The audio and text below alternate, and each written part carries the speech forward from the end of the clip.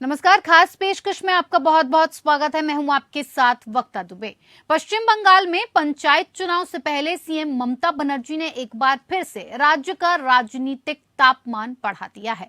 ममता बनर्जी ने एक बार फिर से केंद्र सरकार की ओर से विपक्ष के नेताओं के खिलाफ जांच एजेंसियों के दुरुपयोग का मुद्दा उठाया। अपनी बात को दमदार तरीके से रखने के लिए ममता बनर्जी एक वॉशिंग मशीन को लेकर मंच पर आई। ममता ने इस वॉशिंग मशीन को बीजेपी वॉशिंग मशीन का नाम दिया और इस मशीन से पश्चिम बंगाल की सीएम ने लाइव डेमो किया और दिखाया कि कैसे इस मशीन में जाते ही काले कपड़े सफेद हो जाते हैं। इसके बाद ममता ने कहा कि विपक्ष के नेताओं को केंद्रीय एजेंसियां लगातार परेशान करती हैं, लेकिन जैसे ही यही विपक्ष के नेता बीजेपी में शामिल होते हैं वो मेमने की तरह मासूम और निर्दोष हो जाते हैं। ममता बनर्जी बुधवार से कोलकाता में केंद्र के खिलाफ 2 दिनों के धरने पर बैठी थी। ममता का आरोप है कि केंद्र सरकार पश्चिम बंगाल के खिलाफ भेदभाव का रवैया अपना रही है। ममता ने 2024 के लोकसभा चुनाव से पहले सभी विपक्षी दलों से एकजुट होकर बीजेपी को टक्कर देने की अपील की और बीजेपी को हटाने के लिए साथ आने का आह्वान किया है। पश्चिम बंगाल के प्रति केंद्र सरकार के कथित भेदभाव के खिलाफ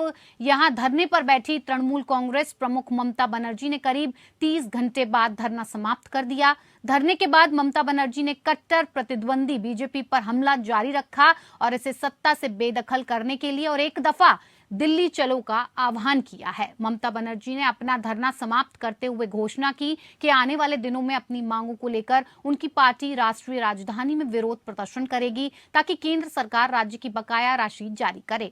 उधर पश्चिम बंगाल में रामनवमी जुलूस के दौरान हुई हिंसा पर भी दीदी ने प्रतिक्रिया दी है और आरोप लगाया कि भारतीय जनता पार्टी सांप्रदायिक दंगे कराने के लिए बाहर से राज्य में गुंडे बुलाती है।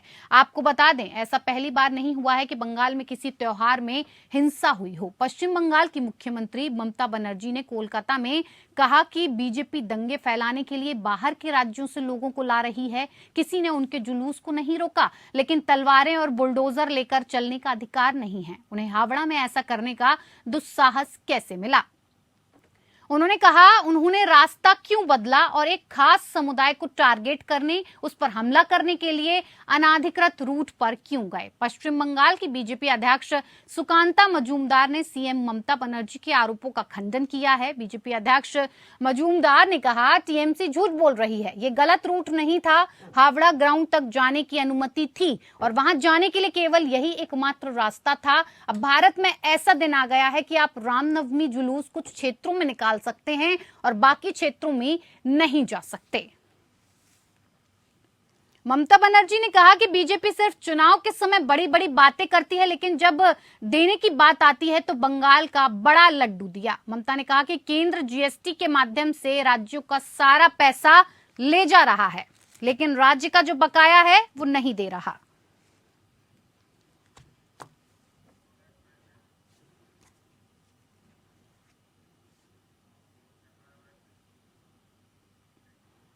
तो चुनाव पास हैं। 2024 के चुनावों को देखते हुए ये कहा जा रहा है कि ममता बनर्जी ने एक बार फिर से केंद्र पर हल्ला बोलना शुरू कर दिया है। लगातार धरना प्रदर्शन पर बैठी रही और कई तरीके के जो आरोप थे उन्होंने केंद्र सरकार के ऊपर, प्रधानमंत्री मोदी के ऊपर लगाए। इसी खास चर्चा में हमारे साथ 2 खास मेहमान जुड़े हुए हैं, मैं जिनसे आपका परिचय करवा देती हूँ। आर के मिश्रा जी, बीजेपी, सर बहुत स्वागत है आपका।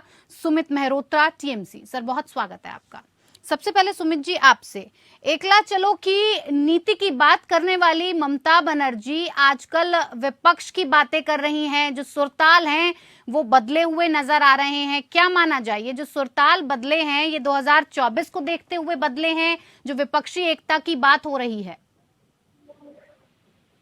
बिल्कुल, आपकी बात सही है। देखिए 2024 कोई अब ज्यादा दूर नहीं रह गया है, पर आज जिस तरीके से भारतीय जनता पार्टी की नीतियां देश के खिलाफ हो रही हैं, आम जनता के खिलाफ हो रही है, उसमें हमारी माननीय ममता दीदी ने यही आह्वान करा है कि अगर इस पार्टी को, ऐसी धोखेबाज पार्टी को जिसने वादे अपने पूरे नहीं करे हैं, 2019 के बाद बहुत बड़े बड़े वादे करे थे कि हम किसानों की आय दुगनी कर देंगे, 2-2 करोड़ नौकरियां हर साल देने का वादा कर रहा था, आज वो सारे बातें इसकी विफल होती चली जा रही है। तो इसलिए केंद्र सरकार बैठी जरूर है, शाम कुछ कर नहीं रही है, हर जगह दंगे कराना इनकी आदत रहा है और कहीं ना कहीं विपक्ष को कमजोर कर रहे हैं, चाहे सीबीआई ईडी के द्वारा हो, चाहे कैसे प्रताड़ित करने का काम करते हैं ये। तो उसी को देखते हुए आज डीजी ने यह फैसला लिया है। 2 दिन का धरना प्रदर्शन बंगाल के अंदर चल रहा था, उसके बाद अब डीजी का ये भी मानना है कि हाँ, दिल्ली में जाकर के हम लोग सारे लोग मिलकर के इनको धरना प्रदर्शन देंगे। नहीं सुमित प्रधानमंत्री जी, की घर के आवाज। सुमित जी नहीं, पहले ममता बनर्जी ने ये कहा था कि जो कुछ हो जाए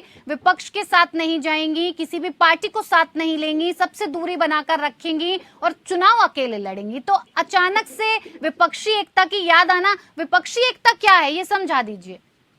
विपक्षी एकता क्या है कि एंटी बीजेपी एंटी कांग्रेस की बात हो रही थी, सारे विपक्षी दल मिलकर के काम करेंगे, यही तो बात थी। आप बताइए, एंटी कांग्रेस एंटी बीजेपी को लेकर के बात चल रही थी और अभी भी चल रही थी। और ऐसा महसूस होता है कि बगैर अब जो हालात पैदा हो रहे हैं आगे आप देख रहे हैं किस तरीके से राहुल गांधी की व्यवस्था चुनी गई, उसके ऊपर भी बात होनी चाहिए। क्यों आज उनके साथ हुआ है, कल को किसी और के साथ होगा और तो किसी और के साथ होगा। तो अगर हम सब लोग मिलकर के अगर एकजुट होकर के नहीं रहेंगे तो ये बीजेपी इसी तरीके से गेम करेगी और एक करके सारे सांसदों को हटाने का काम करेगी।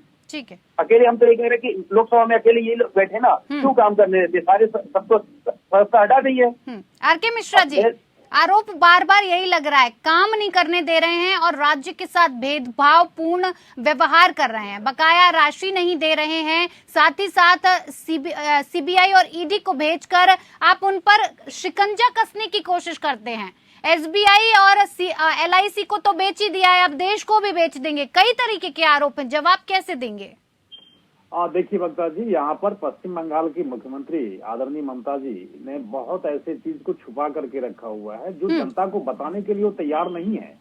आज अगर देख रहे हैं जो कि रामनवमी के जुलूस के ऊपर में जिस तरह से वहाँ पर सांप्रदायिक दंगे होते हैं या विजयादशमी की शोभा यात्रा हो, उसमें भी हमने देखा है जो कि सांप्रदायिक दंगे हुए हैं। और खास करके मुझे एक चीज बताइए, जब एक रूट था वहाँ पर, तो आप जब परमिशन भी था, तो कहने का मतलब ये है जो कि वहाँ पर किस तरह के दंगे हुए क्यों? इसका मतलब ये है जो कि आप लॉ एंड ऑर्डर को वहाँ पर संभाल नहीं पा रहे हैं। लेकिन सर यही तो आरोप है कि दंगे आप ही ने करवाए हैं, स्पॉन्सर्ड दंगे थे, आपने ही लोगों को भेजा और कहा दंगा करें जिससे ममता बनर्जी की छवि खराब की जा सके। वक्ता जी, ये तो बहुत ही हास्यास्पद विषय है जो कि अगर कोई भी मुख्यमंत्री अपने आप को कैसे कहेगी जो कि नहीं, हम यहाँ पर लॉ एंड ऑर्डर को संभालने की स्थिति में नहीं है। आज जिस तरह से स्थिति बनी है पश्चिम बंगाल के अंदर में, हमने देखा है कि पिछले कई सालों से, आज 10 सालों से ममता जी हैं वहाँ पर, और जिस तरह से भ्रष्टाचार हो या खास करके दंगे के विषय हो, इसमें हम लोगों ने देखा जो किस तरह से पश्चिम बंगाल के अंदर में एक जो पारदर्शिता होनी चाहिए, एक तुष्टीकरण की राजनीति वहां पर हमने देखा है जो पराकाष्ठा है। और इस चीज को सुमित जी छुपा रहे हैं। जहां पर बात है जो कि एक वर्ग को आप बिल्कुल साधते हैं और दूसरे वर्ग को आप इग्नोर करते हैं, तो क्या इस तरह की बातें क्या इस देश के अंदर में चलेगी क्या? ठीक है, लॉ एंड ऑर्डर की बात आप कर रहे हैं, बंगाल का लॉ एंड ऑर्डर ठीक नहीं है, इसलिए वहाँ दंगे हमेशा हम देखने को, हिंसा जो होती है वो भड़क की जाती है। बंगाल में बहुत वक्त से हम देख रहे हैं हिंसा भड़क रही है। सर, गुजरात के बारे में क्या कहेंगे, महाराष्ट्र के बारे में क्या कहेंगे, उत्तर प्रदेश के बारे में क्या कहेंगे, मध्य प्रदेश के बारे में क्या कहेंगे? हर जगह हिंसा चल रही है, यहाँ तो आप ही की सरकार है। आ रहा हूँ वक्ता जी। देखिए, आप पहले पश्चिम बंगाल के अंदर में हम जिस स्थिति को लेकर के चर्चा के लिए बैठे हुए हैं, आज गुजरात की आप बात करें, गुजरात में देखिए कितनी तरह से शांति है, महाराष्ट्र के अंदर में शांति है, उत्तर प्रदेश के अंदर में आप देखेंगे जो इतना बड़ा प्रदेश है देश का, और वहां पर शांति व्यवस्था बनी हुई है। एक मुख्यमंत्री ने लॉ एंड ऑर्डर को, मैं तो कहता हूं किसी कंट्री का उतना जनसंख्या नहीं होगा जितना एक उत्तर प्रदेश के अंदर में है, और उसको संभालने की स्थिति में किस तरह से योगी जी ने अपने आप को वहां पर अपने आप को साबित किया है। सुमित जी, आपसे भी करके जी कहिए आर.के. मिश्रा जी। मैं 10 सेकंड दीजिए। अब इन्होंने कहा जैसे बकाया की बात कर रही है, वो मनरेगा हो चाहे शहरी विकास की बात हो, मेरे पास पीआईबी की रिपोर्ट है और ये है 25 जुलाई 2022 का रिपोर्ट है। हमने देखा है कौन सा ऐसा पैसा है जो इनका बकाया है। देखिए, कुछ पैसे जरूर होते हैं जो कि राज्य के बकाए रहते हैं, लेकिन इसका मतलब ये नहीं है जो कि पिछले कई सालों से बकाए हैं। हर एक साल का जो केंद्र का जो आप अपेक्षा रखते हैं या केंद्र की तरफ से आपको जो पैसे आने होते हैं वो हर एक बार क्लियर किए जा चुके हैं। और आज आप अगर बताएंगे जो कि पिछले कई सालों से बकाया है, ये बिल्कुल राजनीतिक स्टंट है। मुझे लगता है जो पंचायत चुनाव और 2024 के जो लोकसभा चुनाव होने हैं, इसके परिप्रेक्ष्य में आज वो वॉशिंग मशीन लेकर के भी बैठ गई हैं। क्या पश्चिम बंगाल के अंदर में हमने नहीं देखा जो कि नोटों के बंडल 250 करोड़ रुपए जो है घोटाले करके निकाले गए थे। ठीक है, इसका जवाब ले लें सुमित जी से, इसका जवाब ले लें। Sumit ji, law and order की बात कर रहे हैं आर.के. मिश्रा जी के बंगाल सरकार का जो लॉ एंड ऑर्डर है वो बहुत खराब है। रूट तय था, फिर भी हिंसा भड़क गई, और जब एक रूट के लिए पूरी आपको परमिशन दी गई है, फिर कैसे आप कह सकते हैं कि इस क्षेत्र से जाया जाए, यहाँ से न जाया जाए? अगर आप ये कह रहे हैं कि रमजान चल रहे हैं तो हिंदुओं के भी तो नवरात्रे चल रहे हैं, दोनों समुदायों को लड़ाने के लिए भेदभाव करने की क्या जरूरत थी? देखिए, क्या है कि ये कोई नई घटना नहीं है। भारतीय जनता पार्टी का हर बार का रवैया रहा है। जब जब चुनाव आए हैं, इन्होंने बंगाल में ऐसे अपने गुंडे भेज करके वहाँ पे दंगा भड़काने का काम करा है कि जिस तरीके से रामनवमी के ऊपर हम लोग दंगा भड़काएं, वहाँ पे आगजनी करें और ममता दीदी को बदनाम करने का काम करें। नहीं सर, तो ये एक रूट क्यों तय किया गया था, इसका जवाब आपसे चाहेंगे कि इस क्षेत्र से निकल सकती है यात्रा और इस क्षेत्र से नहीं निकल सकती है। अब ऐसे दिन आ गए हैं कि यात्रा निकालने के लिए भी चीजों को सोच विचार के करना पड़ेगा। नहीं, देखिए क्या होता है कि जब कोई बड़ा आयोजन होता है, कोई जुलूस निकल रहा होता है, तो क्या किसी भी धर्म का हो, किसी भी का हो, तो उसे परमिशन लेनी पड़ती है कि कोई दंगा ना हो, पुलिस फोर्स ऐसा है। पर जिस रूट पे आपका प्रभावित है कि हाँ, सुमित जी, मैं कह रहा हूँ फिर भी वहाँ पर आगजनी तो हुई, इसका मतलब ये law and order Mishra ji आप बोल रहे थे, किया गया मिश्रा जी, मैं बोल लूँ या आप बोल रहे हैं? मिश्रा जी देखिए, आप बोल रहे थे। आर.के. मिश्रा जी जवाब ले लेते हैं। आर.के. मिश्रा जी कह रहे हैं जब रूट तय किया गया था, रूट फिक्स था, फिर आपने ऐसा क्यों किया? मिश्रा जी देखिए, पल्लवी जी क्या है कि रूट तय होने के बावजूद भी कुछ ऐसे उपद्रवी होते हैं जिन्हें बदनाम करने के लिए साजिश रची जाती है कि हाँ, इसमें जो पत्थरबाजी कर दो, ममता दीदी को बदनाम कर दो। उसकी भी जांच हो रही है, जो दोषी होंगे उन्हें सख्त से सख्त कड़ी कार्रवाई होगी, कोई बचेगा नहीं। और रही बात लॉ एंड ऑर्डर की, लॉ एंड ऑर्डर का भी हम लोगों ने देखा था अतीक अहमद ने किस तरीके से एक घर में घुस करके 2 पुलिस वालों को और एक आरोपी जो था उसके भाई को किस तरीके से मारा, को विधायक पति को मारा घर में घुस के। और लॉ एंड ऑर्डर, आप बुलडोजर की बात करते हैं, आपने कौन सा फुलरे चला दिया, अतीक अहमद क्या कौन सा क्या कर दिया? आप लोग पूरी हिफाजत से उसे लेकर के आते हैं। जो पहले तो गाड़ियां पलट जाती थी निकाल दुबे की, उसमें इसमें पलटी नहीं। आप लोग लॉ एंड ऑर्डर की बात करते हैं, जिंदा जला देते हैं माँ बेटियों को, लॉ एंड ऑर्डर की बात करते हैं, आपका लॉ एंड ऑर्डर है माँ बेटियों को जिंदा जला देते। तो ये तो आपका लॉ एंड ऑर्डर है, उत्तर प्रदेश में दिखाई पड़ रहा है, सबको दिखाई पड़ रहा है। और रही बात रामनवमी के ऊपर, जिसने भी, मैं आज आपके चैनल पर बैठ के कह रहा हूँ, किसी भी व्यक्ति ने रामनवमी के ऊपर पत्थरबाजी करी होगी तो बख्शा नहीं जाएगा, चाहे कहीं के हो। आर.के. मिश्रा जी, आप जवाब देंगे इसका? जो सुमित जी ने कहा है, लॉ एंड ऑर्डर की व्यवस्था की बात वो बार बार कर रहे हैं, आपके ऊपर ही सवाल उठा रहे हैं कि केंद्र बहुत भेदभावपूर्ण व्यवहार कर रहा है। लगातार जो केंद्र को पैसा देना चाहिए, बकाया राशि देनी चाहिए, वो कहीं ना कहीं नहीं दी जा रही है। 63 केंद्रीय योजनाओं को बंद कर दिया गया। एक चीज बता देता हूँ, जो केंद्र की योजनाएं हैं और जो प्रदेश सरकार की योजनाएं होता है, इनका सामंजस्य होना चाहिए और जनता को इसका लाभ मिलना चाहिए। लेकिन हमने देखा है जो पश्चिम बंगाल हो या जो गैर बीजेपी शासित प्रदेश है, वहां पर केंद्र की योजनाओं को लागू करने में ये लोग हिचकिचाते हैं। मुझे नहीं पता जो कि किस लिए हिचकिचाते हैं, जबकि केंद्र की योजना हो चाहे प्रदेश की योजना, दोनों अगर मिल करके काम करेंगे तो मुझे लगता है जनता को लाभ मिलेगा। लेकिन इस तरह की परिस्थिति खास करके पश्चिम बंगाल के अंदर में हम है, जो कि जिस तरह अगर मान लीजिए कि लॉ एंड ऑर्डर की बात होती है, तो मैं तो पश्चिम बंगाल को बहुत अच्छी तरीके से जानता हूं, जो कि वहां पर लॉ एंड ऑर्डर आज की समस्या नहीं थी। ये जब कांग्रेस शासित जब प्रदेश था, तभी भी जब कम्युनिस्ट पार्टी का ज्योति बसु जी थे, उस समय भी यही हाल था। आज ममता जी हैं तो भी लॉ एंड ऑर्डर की स्थिति वहां पर हमने देखा है, जो कि हमेशा से ही पार्टियां तुष्टीकरण की राजनीति करती आई है और एक समुदाय को खुश करने के लिए और दूसरे को उपेक्षा की दृष्टि से देखने के बाद इस तरह की परिस्थिति आती है। लेकिन वहां पर बता एक मिनट, मैं कह रहा हूँ वहाँ की जो पुलिसिया व्यवस्था है वो भी सरकार की तरह काम करती है। अगर आपको लगता है जो कि पारदर्शी तरीके से आप कहीं पे भी किसी को अगर देख रहे हैं, निश्चित तौर पर उसके ऊपर में कार्रवाई होनी चाहिए। लेकिन अब ममता बनर्जी अपना आंदोलन लेकर दिल्ली आ रही हैं, दिल्ली चलो का नारा दिया है, दिल्ली चल के ही अब आंदोलन करेंगी। अब उनके ऊपर क्या विश्वास किया जाए? इससे पहले वो थर्ड फ्रंट की बात करती थी 2024 के लिए, जिसमें कहा था जो कि उन्होंने कांग्रेस को शामिल नहीं करना है और भाजपा को शामिल नहीं करना है। लेकिन आज उनको क्या जरूरत पड़ गई जो कि आज कह रहे हैं जो कि नहीं सभी पार्टियां एकजुट हो। ये सब राजनीतिक स्टंट है वक्ता जी, ये सब चीज समझने की जरूरत है।